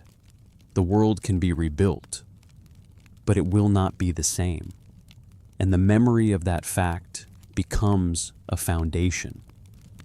So now, at the end, we do what the script has been doing all along. We return to the question. Not because we're trying to be efficient, not because we want closure, but because some questions are meant to echo, some questions are meant to stay. What did the flood really do in Mesopotamian memory? Did it preserve the idea of catastrophe, or did it preserve the idea of distance? Did it explain environmental trauma, or did it justify political reboot? Did it tell a story about water, or did it teach a civilization how to live without direct access to its own origin? And here is the final form of that question, quiet but heavy. If a system can run after the founders withdraw, if authority can remain binding after presence disappears, if legitimacy can be maintained through memory and procedure alone, then what exactly is being ruled, and by whom? Because the most unsettling possibility is not that the past is myth.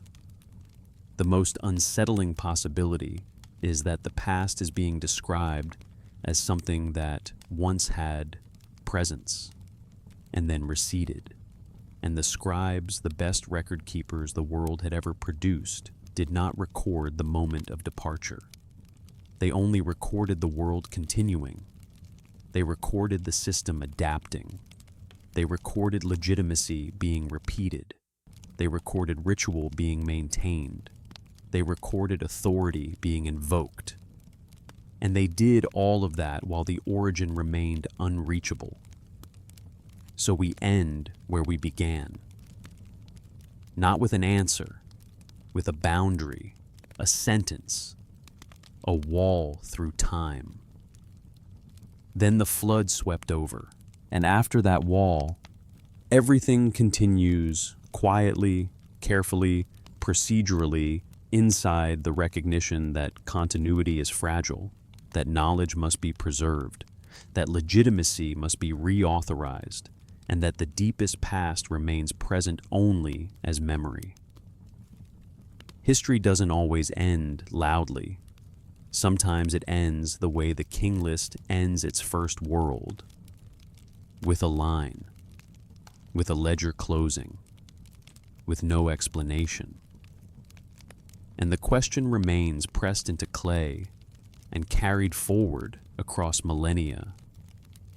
What kind of authority withdraws without explanation and is never replaced? Maybe that's the real inheritance of the flood tradition.